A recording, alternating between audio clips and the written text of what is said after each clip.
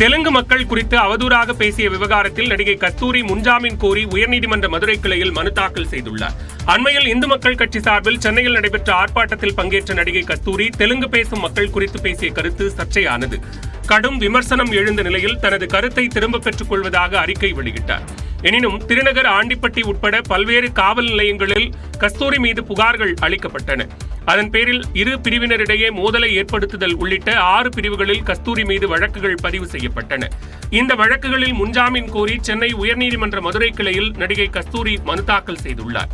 வேண்டுமென்றே உள்நோக்கத்துடன் திமுக மற்றும் பல்வேறு அமைப்பினர் தனது பேச்சை திரித்து பரப்பிவிட்டதாக மனுவில் குறிப்பிட்டுள்ளார். தான் பொது மன்னிப்பு கோரியுள்ளதாகவும் நீதிமன்றம் விதிக்கும் நிபந்தனைகளுக்கு கட்டுப்படுவேன் என்பதால் முன்ஜாமீன் வழங்குமாறு கேட்டுக் கொண்டுள்ளார். அதிமுகவின் கூட்டணி நிலைப்பாடு குறித்து எடப்பாடி பழனிசாமி தெளிவில்லாத பதிலை கூறிய நிலையில் முன்னாள் அமைச்சர் ஜெயக்குமார் தெளிவுபடுத்தியுள்ளார்.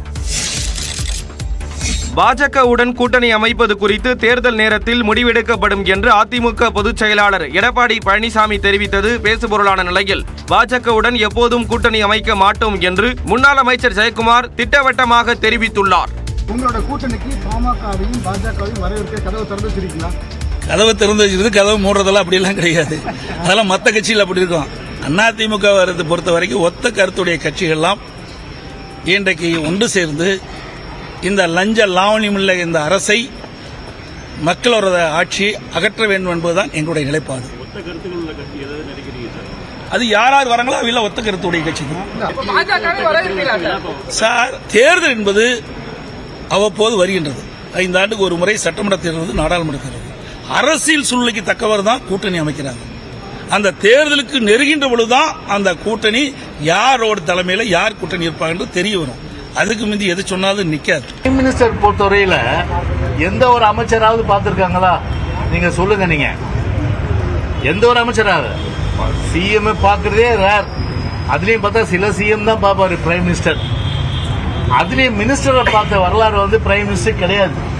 ஆனா உதயநிதி போய் மினிஸ்டர் போய் பிரைம் மினிஸ்டர் பாக்குறேன்னா எந்த அளவுக்கு ஒரு நெக்ஸஸ், அதாவது ஒரு ஒரு ஒரு ஒரு மறைமுகமா கூட்டணி, மறைமுகமான ஒரு பிஜேபி பொறுத்தவரையில் ஒரு அண்டர்ஸ்டாண்டிங்கோட, புரிந்துணர்வு ஒப்பந்தத்தோட இன்றைக்கு திமுக செயல்படுது என்பது நிச்சயமா இன்னைக்கு உணர முடியும்.